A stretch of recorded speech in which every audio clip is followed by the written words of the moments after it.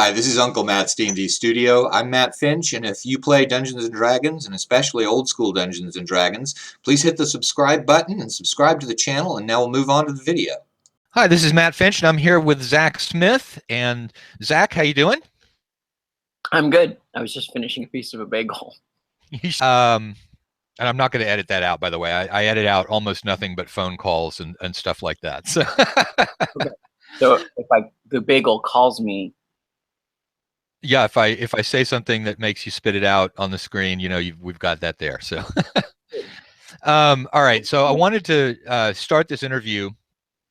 Do something that I hate it when people do it to me, but it's my show. So I think you're one of the most creative people in the OSR, and in particular, or even more unusual, is the fact that you're sort of able to backtrack your creativity and describe at least some of the process that you went through. And then in a lot of your blog posts, you've gone in and given people what that procedure is, so that they can sort of try and follow through, you know, on their own stuff using that method.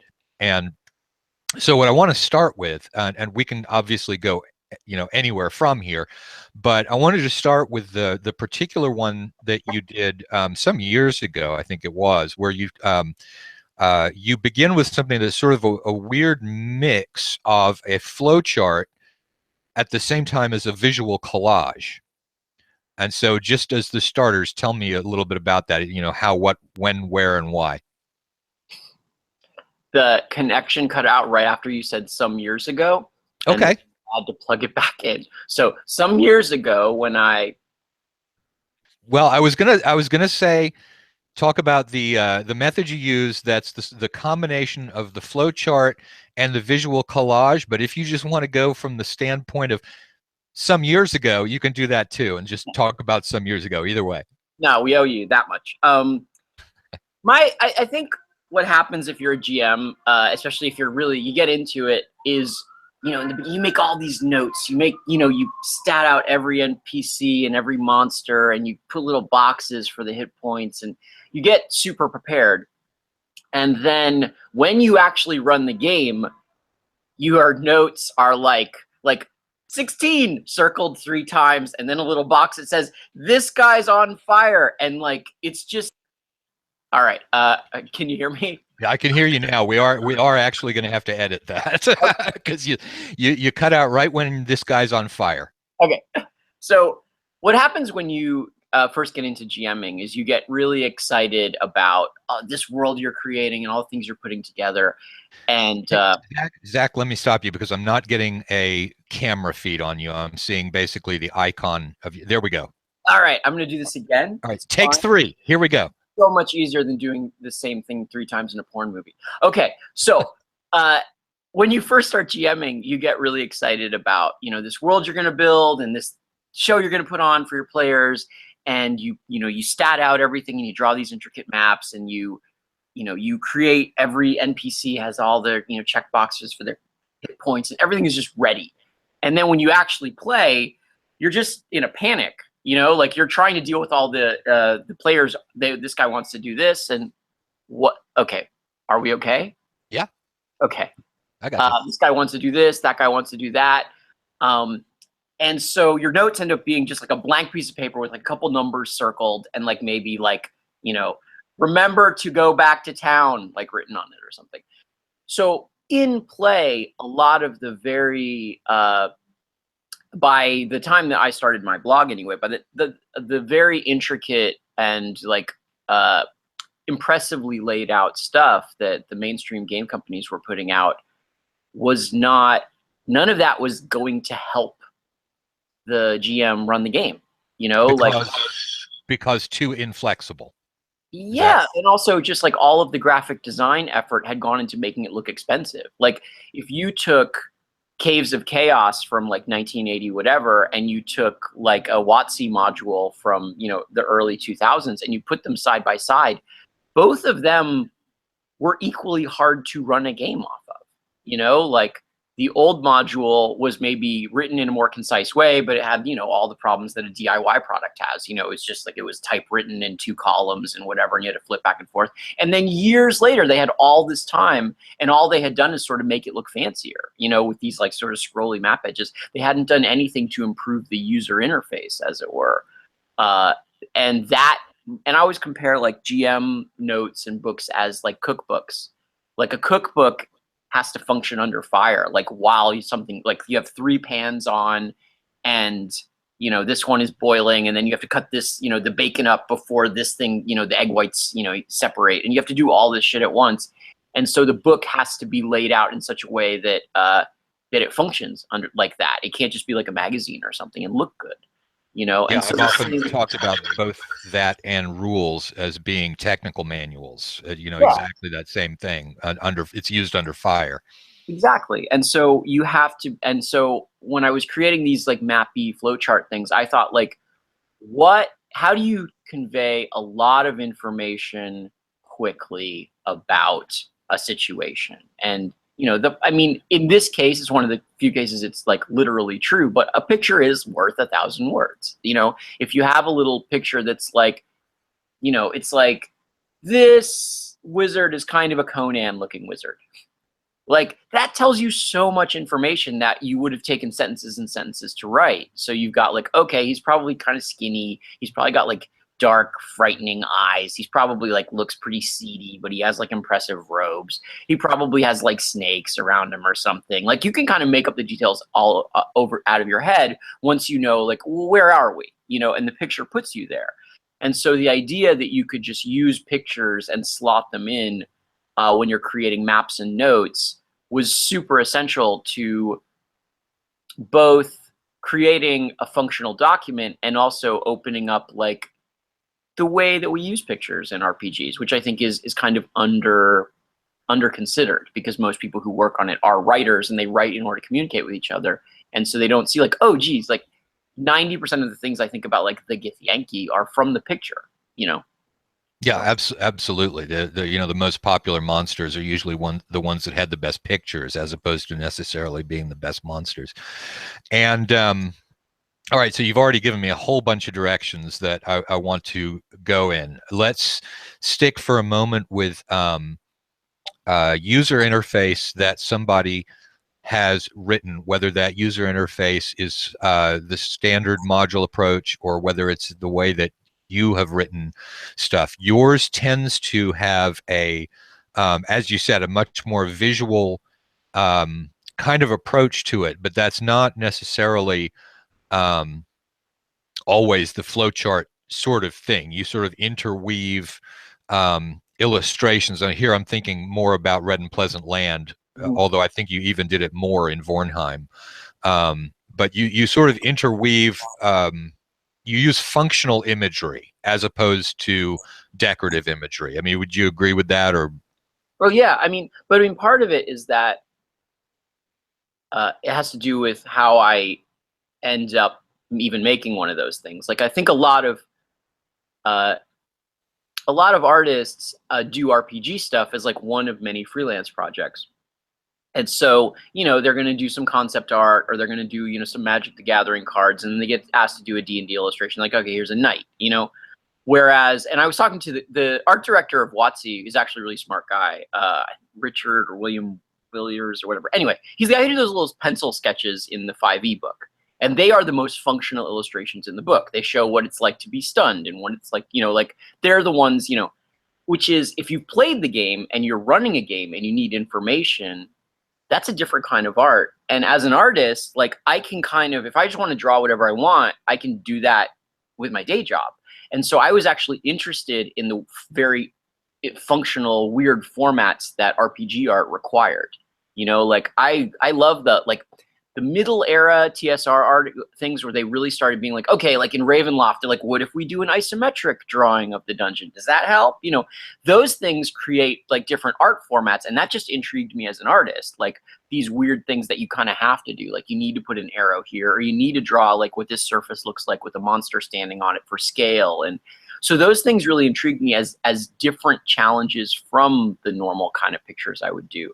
And so part of it was like, yeah, it's functional, but part of it was also just like, that's an interesting challenge as an artist to do a different kind of work. And so you're constantly looking for ways that you can fold up text into an image description instead of the text, because it's just faster. It gets into your brain faster, you know, like takes up less space on the page, especially when you're in the middle of a game. And that, yeah, and the issue of space on a page is something that I run into as well. I've got zero visual skills, but one of the things that I ran into was simply the issue of, in the old modules, you're looking at more room descriptions at once, and that can actually be key just because of the conciseness of it. Yeah. That if you have to, you know, and this I ran into with third edition, you know, but if you have to flip several pages before you're looking at something that is giving you the reminder of what's nearby, it's a lot easier to have information in one place. So, you know, I 100% agree with that idea that some of it is the amount of how much information in that user interface is hitting you at one time, as opposed to moving around it. Yeah, and that's often opposite of the way that you lay out for narrative, because in a story, think about how a comic book is laid out, you really want to hit people hard with the moment that they're in.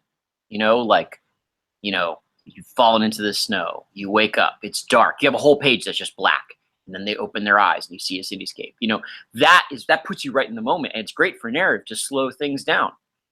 But for a DM, you want to know, I want to know what's in this room, and then they go, I want to know if there's 4 things around in the nearby rooms, and I want to know, have them organized spatially, so that, you know, if you're listening at the doors or walls, whether you would hear anything around or without having to flip around. So it's all, and so one thing I keep having to tell like professional graphic designers that I work with is, this is a lot of the things you've learned, you have to do the opposite. Like a lot of things you've learned about white space and clarity, we actually need a different kind of take on it. And that's one of the hardest things to get across. And then other times you want to go back to that. Like right now, because I'm working on Demon City, which is a whole game from scratch, parts of it are laid out very traditionally, because you want chapter break. You want that slow, okay, now we're done talking about this, we're going to talk about that. But then in other parts, you want that speedy GM read, or like you want, you know, a character generation spread that gives you everything you would need on one spread, you know? So just, I think a combination of coming to it really cold, you know, not being attached to any one way of doing it helped. And just, you know, having gone at everything I went at for years as an art project, you know, I was like, what are the problems? And also it was optional. Like, if I had been hired to do those things and didn't really want to do them, or they were like, oh, this will be some fun side thing, I may have just been like, well, how do you do these things? And then just followed orders. But since it was doing it on my own recognizance, the only reason to do it would be to do it in a different and fun way, you know, which I think is a lot of people do good stuff in the OSR.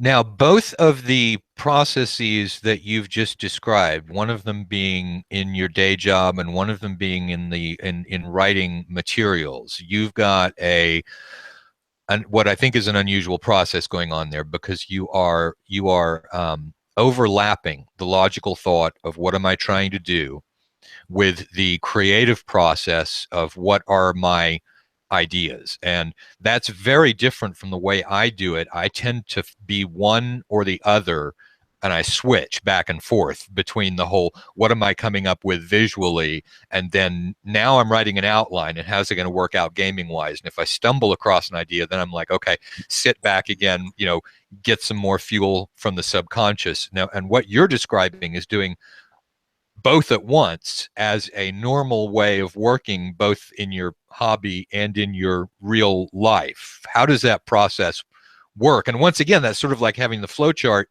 at the same time as the visual collage. So, I mean, that may be a shitty jumping off point, but see what you can do with it. I think the thing is to start with the moment of play. You imagine your players and yourself at the table, and and you go, what's going to happen in that moment? And then you go, that goes in different directions. It's what you say, because that's the text of the creative thing that you've supposedly invented. And then there's how you deal with the player's response, and that's the mechanics and the rules. And so, and then there's how the GM knows to say it, which is looking down at the book. And so all of those things originate at that moment. James at LOTFP recently was like, well, you did this painting, 100 Girls and 100 Octopuses, years ago. I want to make that giant painting into a game book. And so the first thing I thought is like, well, how do we make anyone care what the paintings are in a book, like in a game like that? Like the people playing they are not game masters. They don't have access to the book, like, or at least, not as part of the game. So the first thing we have to do is figure out how those paintings are something to look at. The same way, like in Tomb of Horrors, there's that one image where there's like hidden pictures, Yeah. As like, you have to do stuff like that if you want it to be important. And so just starting with the moment, how am I going to do this? And then working backward to the separate challenges that the moment then describes to you as a game master and as a designer. And then you do there. And I think a lot of people work differently. I think that, I think Patrick Stewart just writes it. He's like, what's good writing? And he just starts writing, Mm-hmm. And if you've ever edited Patrick, you're like, okay, game ability. Yes. You can tell a lot of the time. Yeah. And I think Scrap Princess, she just starts drawing, and she gets, well, this has energy. This is not what I expected. And then she kind of creates an ecology for what she drew. And then that ecology then is gamified, And then I think other people start with something that excited them, like a media, like, oh, I saw this movie or whatever. And then they go, how do I codify that? I mean, there's obviously no right way to be creative, but I think, like, for me, the simplest way to corral the different imperatives is to simply start with that moment of trying to play the game, corralling the imperative. I like that imagery of how it works, and that's sort of what I'm doing when I do the switch back and forth. It's like trying to turn off, one of the approaches. Let me ask. You mentioned that when you're DMing, you're putting on a show for players, and obviously, you've acted. You mentioned, porn. You've been in that.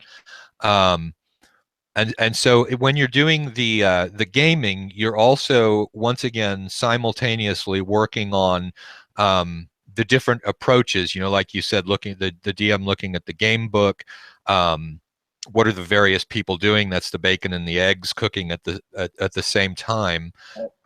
How does that interface work in terms of the show for players? Because I think I do the same thing, but well, I mean, the thing about, no plan survives contact with the enemy, no show that you're going to put on for the players end up being that show, like it ends up being, but you're the one who opens the curtain, like you're the one who says, okay, you're here, or last time, blah, blah, blah. So at least in that moment, it's on the game master to sort of set that moment. And I think that what you want to do, at least until things become sort of propelled by the campaign is propelled by its own energies, is you look at your players and what they're interested in, and you sort of parade some possibilities in front of them that they could get interested in. Like right before December started, I was calling around to see who could play, that weekend. Hold on. And I found out like two of the people who kind of had been like the sort of drivers of what was going on in the campaign until there wouldn't be there, but we were still going to have a quorum. We had enough people to roll. Right. And so I was like, okay, well, I want to get these people connecting to each other in a dynamic, because there's like wheels and spokes and social connections between, And so I was like, I'm just going to go nuts because I'm about to go on a trip, so I don't really have to work today. So I just sat down at my table and I started like cutting apart foam and getting little pieces of like fake trees and just like got all my model making stuff out. And I made like a giant model for the miniatures of the temple that they were coming upon, which I mean, I knew there would be something there, but I hadn't planned it making it like that visual and, and I don't always use miniatures, but I was like, let's just go nuts today with this aspect, and then people will, and then, but I spent like all day basically just like putting shit on my kitchen table. I just, like I took this styrofoam head and I like painted some black paint on it so that it kind of like looked like a gray statue. I'm just gonna hold this up as an example of how that kind of thing gets started and then can't be stopped. Exactly. Yeah. I mean, I just went nuts. And so I made this super elaborate temple, and then everybody came in. And so like in the beginning, they're like, oh my God, wow, this is so cool. And then, so that like the first 15 minutes of the game, that's the mindset, that's the headspace that they're in. And then that determines like how they act out. Like they, that's the moment where you have like kind of the most control. And so you set that scene, and then, you're like, okay, from here, it's all yours, but I think that's kind of, in a meta way, like what the person who writes modules and supplements even does. Like you do that for the game master. You go, this is where we're going, and then the game master goes, oh, wow, it's going to be Warhammer. It's going to be so cool. They're going to have these axes and dwarves. And then, and then they go, look at the players, and then they do it. And then after, like 2 hours, it's a game. It's whatever. It's you guys, it's like whatever your personality is. But starting that sort of moment of inspiration is like it's an important and sort of, I think to some degree, overlooked part of how these things work. I think every good game designer and artist takes it into account, but talking about it is hard. And pre-planning it, I think is hard too. I mean, one of the things that I do when I'm writing a module is sort of think to myself, what are the various possible incendiary sparks that can lead to this, and start to then, rather than branch outward, branch inward, into something, where one or more of these things starts to interact. Yeah, the branching inward is good. I'm gonna get my laundry, and then I'll do a branching inward answer. All right. Okay. Do not stop anything. Just leave it running, or else we'll have to reopen the thing. Laundry. If anyone breaks into my apartment, let me know. Yell at them on the screen. Like, hey, what are you doing?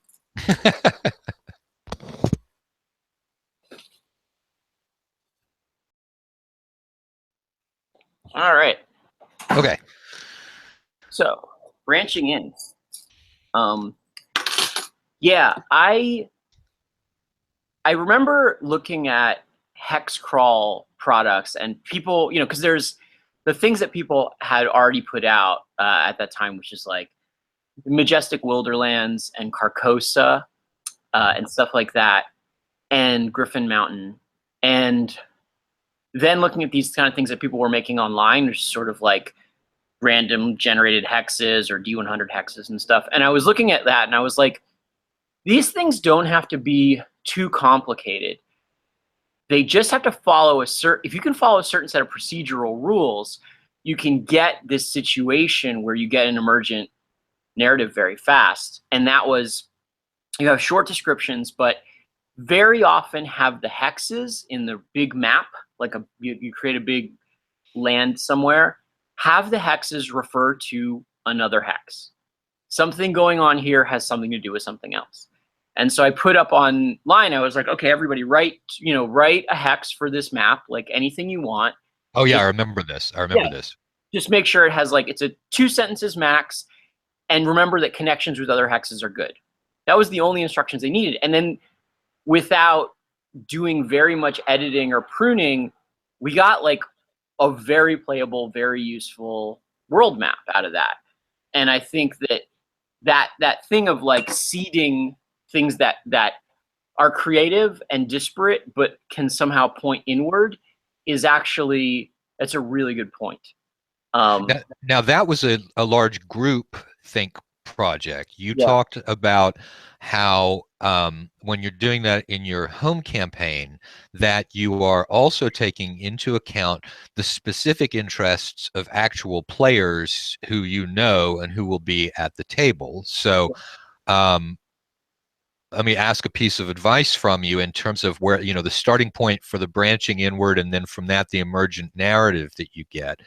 I normally use clerics and magic users as a crutch for that, because they get supernatural or divine visions, and I often end up with my fighters and my thieves not being somebody who's being handed. They may be interested in something that the cleric got, but it's not usually coming directly at them. Thieves are a little bit easier, but it's always like, hey, someone in your guild has discovered something interesting. So how do you also tend to focus toward the clerics and the magic users, or do you have something that gets you further out there on that? Well, and that actually brings up two things for me. Number one, that also kind of matches the players of those types. Like the cleric and the magic user often want to be very tied to the campaign, and they want to kind of get into the lore.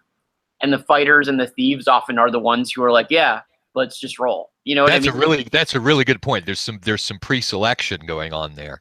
Yeah, like I mean, I have thieves who just like, they will just drop in and they'll be like, where's a knob I can turn? Like, where's a button I can push? And fighters who are just like, yeah, build a fighter, And then the people who, if you want to be a wizard, you're like, all right, I'm gonna pick up the book, I'm gonna flip the pages, I'm gonna try to understand how the magic system works.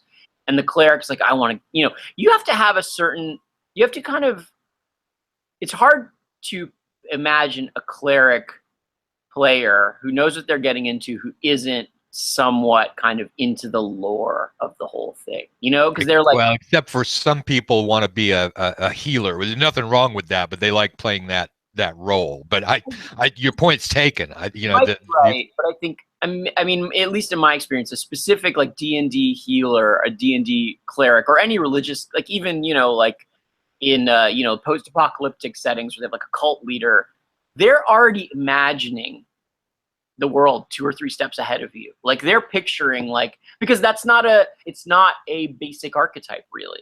Like the cleric is kind of, it's not, there's no real cleric in Lord of the Rings, like there's arguments that Gandalf is, but you already have to be like, oh, for your imagination to be there, you have to already be ahead of the game.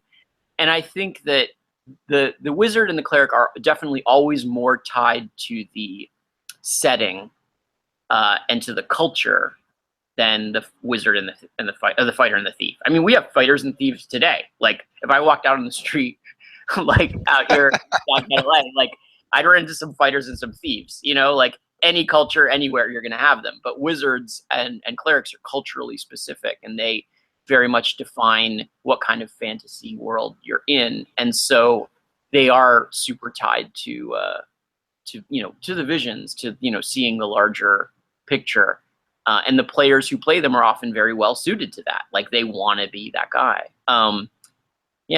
So okay, so you said you had 2 points. The first point that you made was that there's a certain degree of pre-selection because the players themselves who choose those classes are generally going to be the players who are more interested in the background and so on and so forth. Did you cover both your points, or did you have a second my other point? one was just that those classes are inherently more cultural.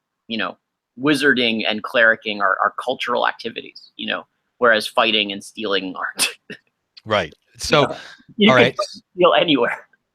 So emergent phenomena. Now we're still sort of at the area where that tree has not branched inward to an emergent narrative yet. You've still got the sort of speckles of different ideas that may give rise to that.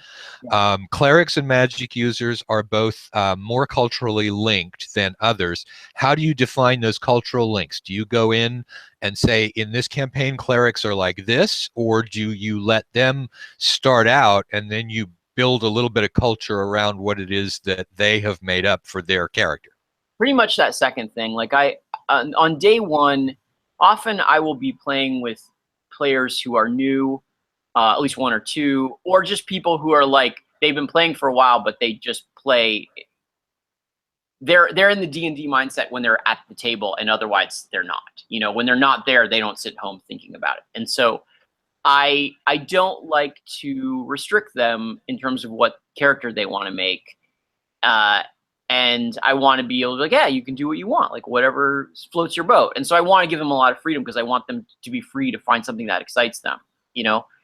And so on day one, I just let people do what they want. And then I take, you know, I'm like, okay, now I'm stuck with this cleric, you know, like like this is the god that we've got. So then I go, okay, well, this may be not an idea that I would have started with, but then I'm going to build something around it, which is like one way to do it, I guess. But it also, it's so much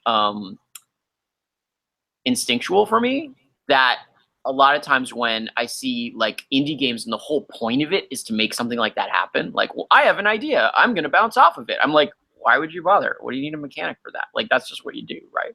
You know, like that's just a habitual thing. Like there was this guy, Chad, who like, he made a cleric on a Thanksgiving game. It was like, it's Thanksgiving, we're going to play D&D. He only played once, and he said, my name is Chad, and my god's going to be me, Chad. So I was like, okay. So this cleric has like a 4-dimensional theory where there's like a larger game outside of the world that he's in. Like it was a whole Grant Morrison thing. Like there are these uber gods who control your actions. And so like I inserted a few apostrophes, and so it's like Chad, you know, and like God controls his actions from above. And now that, and then, you know, I don't think I ever played in a game with Chad again. He was great, but you know, it was just socially, he was, you know, we were in different places.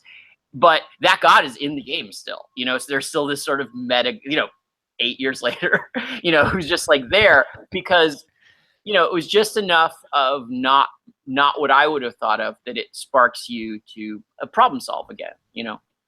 Yeah, and then build a thing around it. And in fact, I don't know how long you have for this thing, but if we have a chance, when we hit the end of the discussion video, if I can keep you on, because I want to do a second video where we're talking about my campaign, which has just started off, and I'm gonna let me get you to bounce some ideas off and do some brainstorming on my campaign, which would be, I think, a lot of fun. Oh yeah. So, all right. Anything else on emergent narrative? I mean, we could probably talk all day about emergent narrative. I think I keep asking myself this question because like, you know, James and other people like ask for more and more projects, you know, like game projects. And that's James Radji. Yeah, James Radji at Lamentations, but also other people who are hiring me for shit, for game stuff. Is like they want these increasingly elaborate game products, but we're still like, this is DIY D&D, you know, this is DIY RPG. And so I often think like, what is the do-it-yourself element here?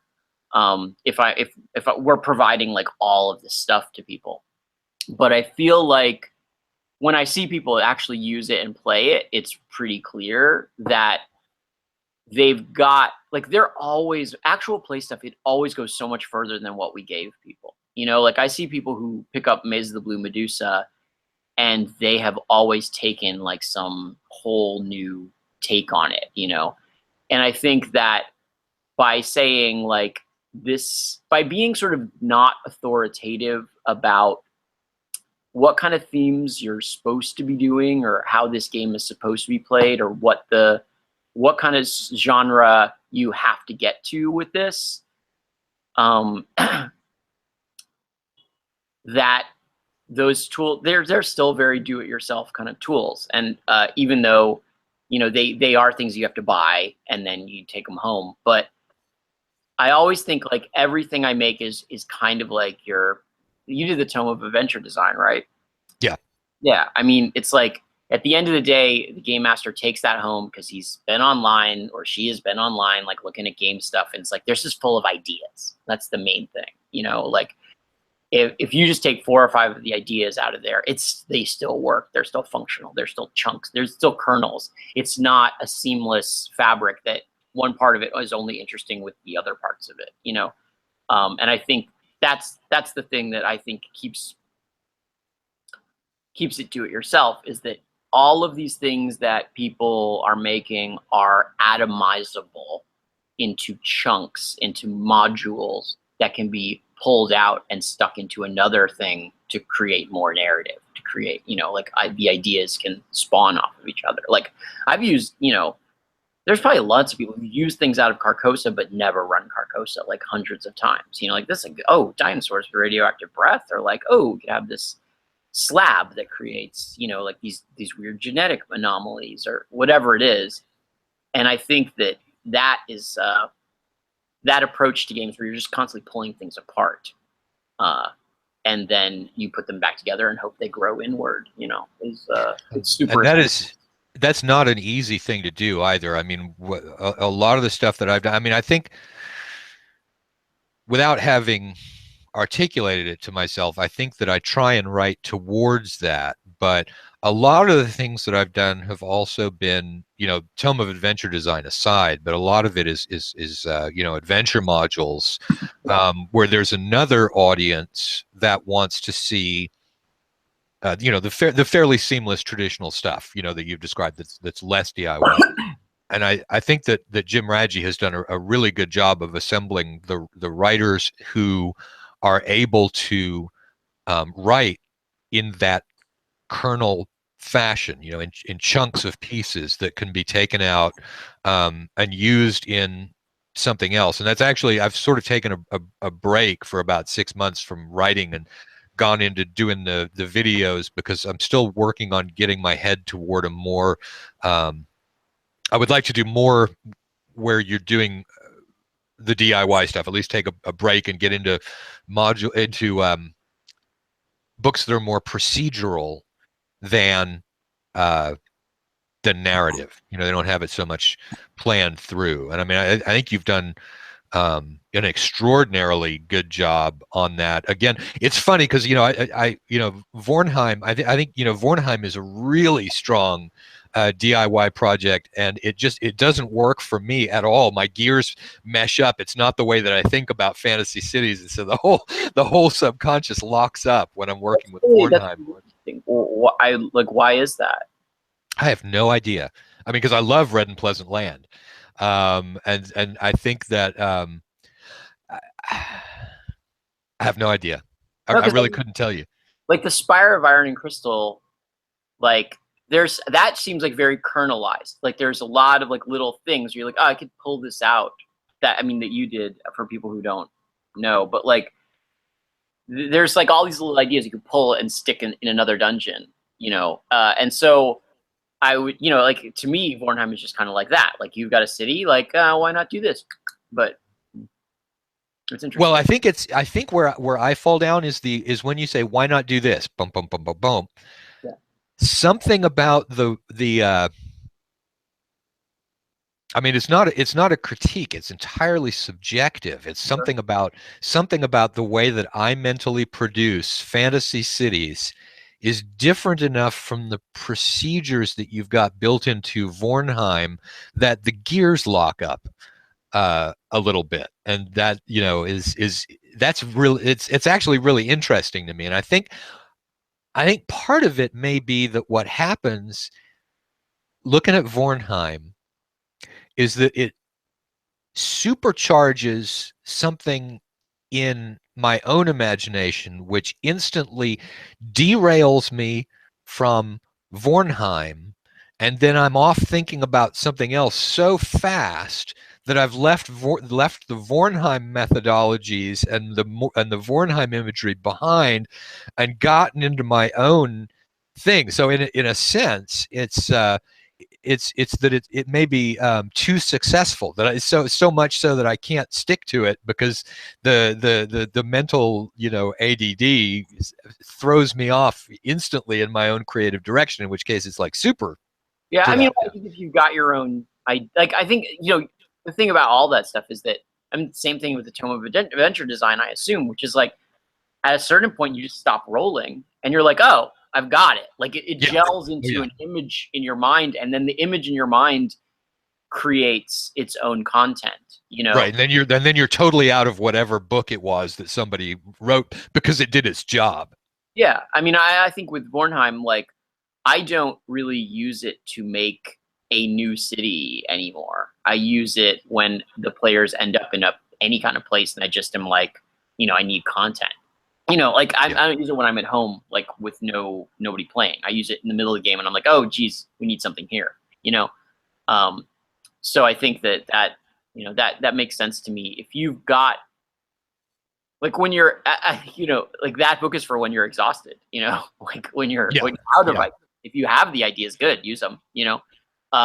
I think when you get to that point where either you're out of ideas or you're worried that if you just put the next idea in your head is a city made of cheese, and that's stupid. Like, like if you keep accessing your unconscious and they're like, a city made of cheese, a city made of candy canes, a city that's upside down, and in a turtle's eyeball, and you're like, no, like when that happens, then you're like, okay, let me roll on this table, because you're, and then that gets you back, sort of, it gives you a center.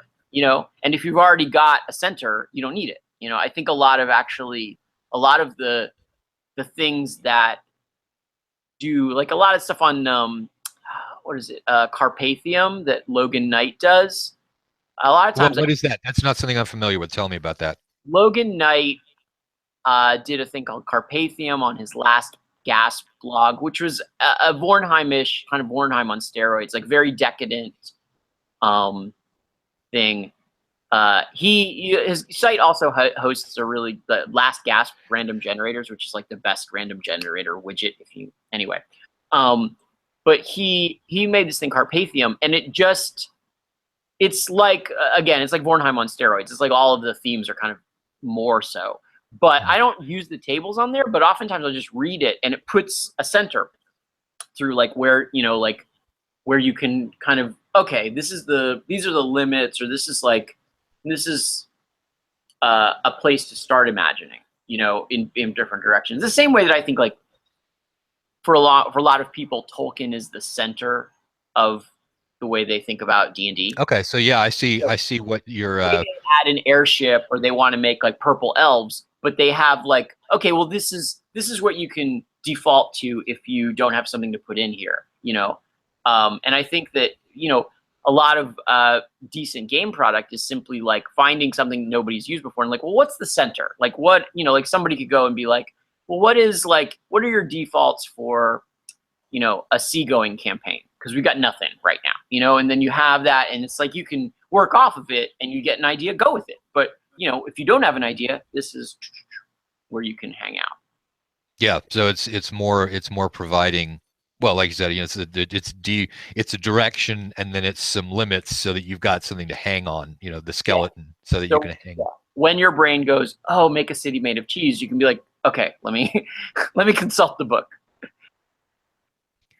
Okay, so let me, like I said, I want to do a second video where we're talking about my campaign, so that we're actually doing some process and brainstorming and stuff like that. So let me end up with, and you know what? I was going to ask who your favorite artist is, and I'm not even gonna. Okay. Not even gonna. So, okay. Well, unless you want to volunteer a favorite art. I mean, I was thinking of out of the game people, Trampy, Otis, and then I'm like, you know what? That's like making a city made out of cheese. It's just not. Well, I mean, I do think that I really do like Trampy A. I think one of the things that he does, I don't know if he's like my favorite, but I think that one thing that is interesting, and the guys at WotC, I think, get, the ones who are there now, I think they get this, is like there are good and bad artists in every era of the game, but the early D&D artists didn't look like anything else. Like if you look at early D&D art, it like there's stuff that like, it's kind of a notebook drawing, and then there's like Trampy A is kind of like, it's not a notebook drawing, but it's also not completely like the professional standard that we see now. And it's in its own space. And there's literally like, a lot of very good fantasy art being made right now could have been made any time in the last 20 years for any product. Whereas D&D art from the early 80s looks like D&D art from the early 80s. It looks like nothing else. It has this very specific culty feeling. It's like this combination of like homemade, but at the same time, there's an intense attempt to communicate some very specific things. James Malzewski had a really great essay in Grognardia on his blog about when the 4th edition Monster Manual came out, about how the original Orcus by Dave Sutherland, just like a little crappy drawing of a big fat goat man, was somehow like a lot more disturbing than the big, like very, you know, technically proficient, like muscly Orcus that was on the cover of the newer edition monster book. And it was because there was a certain medieval quality to the early one. It was like someone who doesn't actually have that much skill, but they're trying to communicate something very specific. And I think that that's the same reason that people love the Rider-Waite tarot deck. Yes. Like the original tarot deck. And people have made, like, all kinds of wonderful artists have made tarot decks, and they're never quite as compelling. Like, you can always think of other work by the same artist that's better or more interesting than their tarot cards. Like, the tarot cards, like, it always seems like a performance or a cover band when someone else does it. But for some reason, the Rider-Waite deck seems very compelling because there's this combination of it's very specific ideas are attempting to be communicated, but not a lot of technical skill. And you can see someone right out on the edge of their talent. You know, you see that moment of someone just trying so hard to communicate something that is so hard it might break. The ability to communicate, the ability to draw the sun or the moon or create a facial expression is to its limit. And I think there's something compelling about that, even when the image itself might not be so great. And I think that the early D&D art, there was a specificity about it. It was like you're trying to show a world that these guys had up until then only been imagining. And in the case of Tunnels and Trolls, girls had only been imagining. And I guess Darlene as well. And so they were like, this is my character. This is what they look like. You know, this is the unicorn, you know? And I think that when that gets to its utmost degree, like that pushing your talent, but with a limited skill set right up to the edge of what it can do, you got this really distinctive moment. And I think that that really good art always does that in some way, but sometimes the person just has like more skill. And so you see someone out on the edge of what they can do, but they can do it really well. And so they're getting hired to do all kinds of shit, you know, like if somebody, Keith Parkinson's probably done like video games, he's probably done album covers, you know, whatever. But that early D&D art was this very specific moment where there was a competition, you could watch it, you know, and then do you mean a competition between the artist and the skill and the vision? And between the artists and each other, you know, and it's kind of a shame that at a certain point, like Jeff Easley and those guys took over, and Gary and company just decided, okay, these guys are better, and we're just going to do that, you know. And it was like, because when you're talking about somebody who's really operating at the outer edge of their talent, that actually calls up Dave Sutherland to me more strongly than it does with Trampier, because you know you could see that his technical skills were way behind Trampier's, but some of the truly compelling imagery also comes from Dave Sutherland, and I think he was the one who did the Orcus. Yeah, he did Orcus. I think he did the Beholder. And the Beholder was Tom Wam. Oh, okay. I think Sutherland had less technical skill, and he definitely was there. For me, Trampy A is interesting because he had more technical skill, but still nobody else looks like Trampy A. Like, you put up a Trampy A drawing, and no one before in Art Nouveau or any of those illustration traditions, and nobody after. Like, no hipster came along and like made that into like a way. And I think the reason why is because, like Sutherland, he was in that weird semi-professional space, you know, like he knew more what he was doing, but at the same time, they both managed to create this art that just didn't ever get repeated. You know, it's like this sort of very specific fantasy moment. I mean, all of the Monster Manual stuff is really compelling in that way. And that's why people keep using it, you know, like you'll see it over and over on like, you know, D&D merch, and, you know, and you know, they're very great illustrators but their work will never have that weird iconic look because they don't speak so much to their moment in a distinctive way.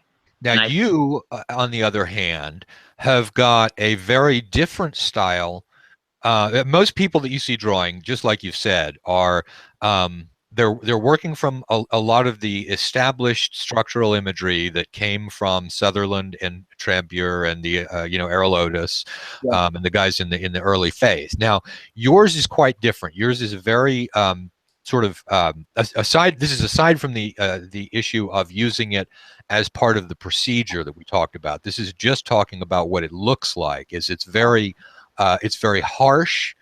It's very vertical.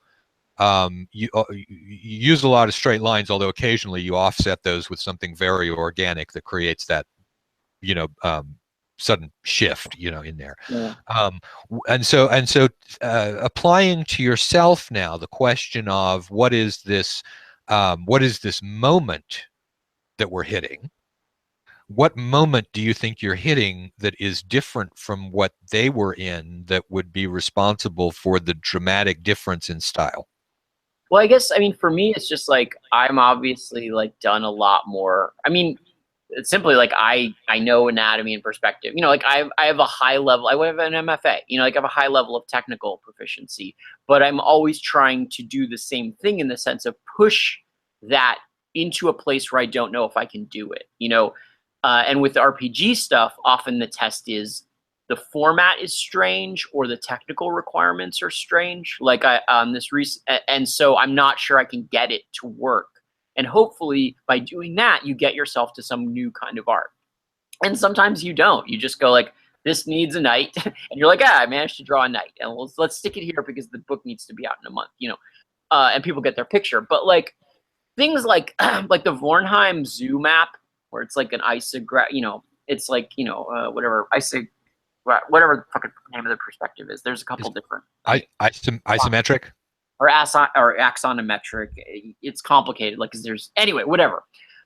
Isometric is one of them. Long story. There's a whole articles about the right names, but like that thing of like drawing a maze in perspective, and then getting these little animals and little monsters so that they're this big on the page, but they're distinctive and you know what they are, is an art challenge. Like even if you have a master's degree, like it's not easy. And so I'm always looking for moments where it makes it not easy, and then hopefully I end up making a different kind of art for that. Like for Vorn Heim, those maps were that. Like it was like, how do I make these picture maps that communicate where you are really quickly, but also, aren't so confusing you don't know what's going on. And so that was the challenge there, to sort of get out on the edge of that. Like, is that possible? And then, and there's extraordinary amount of flavor packed in there. That's your picture as 1,000 words things too. Is that if you could technically execute that, it has a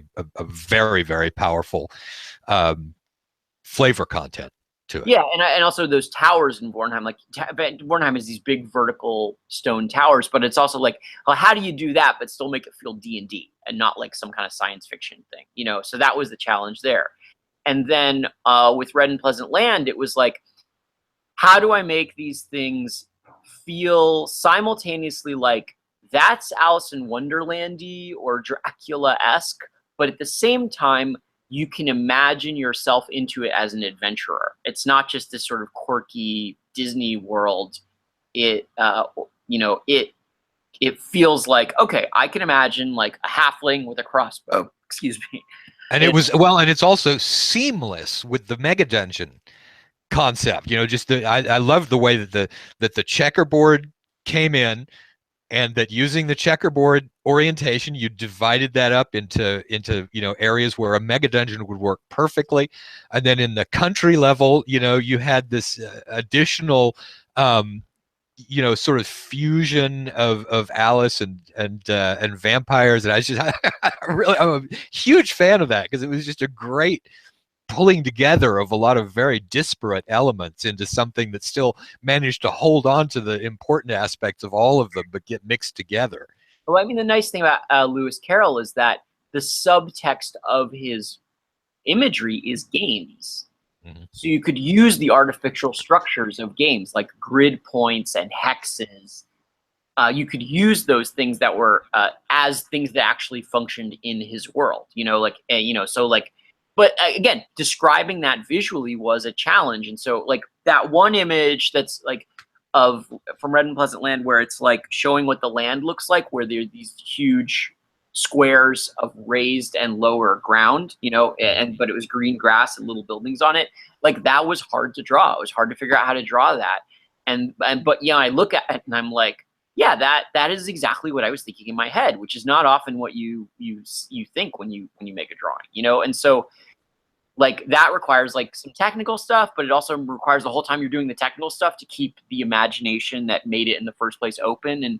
And then also those adventurer Alices, like, because I wanted, especially women, but like anyone, to be able to look at those Alices that are in the book and be like, I can see that person as a character in a D&D game. Like, not just like it's Alice, but like, oh, they have a sword and a backpack, and you can imagine this life of this character like tromping around this landscape, killing vampires, and sort of without too much translation from D&D. You know, like I want it to feel like D&D as much as possible while still having this sort of like outside thing, which I feel like Dungeonland didn't. Like the original TSR, the Alice in Wonderland thing, it's like you just feel like, oh, you've taken our characters and you've put them in Alice in Wonderland. Now we're fighting a rabbit. You know, like, yeah, no, I totally agree with that. I think like, they missed the mark on that. Yeah, but I also think that, you know, like they were inventing stuff, so you know it's earlier down the timeline, you know. But I think that making it so that it felt like a super functional but new adventuring world, I think is a big challenge for anyone, to create a world that not only is like new on paper, which in itself is not that hard, but to make it seem like a really good adventurable place. I think that's a real challenge, to be like, oh, I can imagine like you know, the wonderful thing that in Rifts and those illustrations, you look at, oh, the headhunter, that guy, I could see the headhunter tromping around that landscape and dodging the glitter, you know, like you could see it. And even if the rules were a mess, like you could see that very distinctively. And I think that there are very few moments in RPG art where they really said, like we've invented it. Like the way those illustrations in the first Shadowrun were like, yes, can completely see that street samurai doing stuff in this world. I can see how they interact with it. And that was a real trick or a challenge in Red and Pleasant Land, is to get that, to not just like, here's a crazy world I made up, but here's a crazy world I made up, and here's you. Can you imagine yourself into this role? Here's how you fit into it. It's not just here's the interesting idea. It's also here is the way in mentally. Yeah. I mean, I think that to some degree, TSR fell down a little bit on that when they started doing when they did Al-Qadim and Maztica. Like they had these great worlds that were based on like Arabian Nights and, you know, Mesoamerican mythology, but they had a real tough time showing us the adventurers in a way that were, as you know, because everybody has knights and wizards in their head already, you know, but showing us like, well, okay, a barber is one of the classes, and that's great, like, because, you know, there's so many of these Arabian tales about a barber. It's like a thief kind of archetype, but they had a rough time showing us pictures of those guys that were like, oh yeah, I could see how you're that person. I could see here's how you're a barber in that sort of culture in D&D. Yeah. I also feel like Carcosa for me had that trouble, where you're like, the world is well described and the illustrations are wonderful, but there's no PCs in the illustrations. Like there's no like, well, which guy is you and why, how is that different than, you know?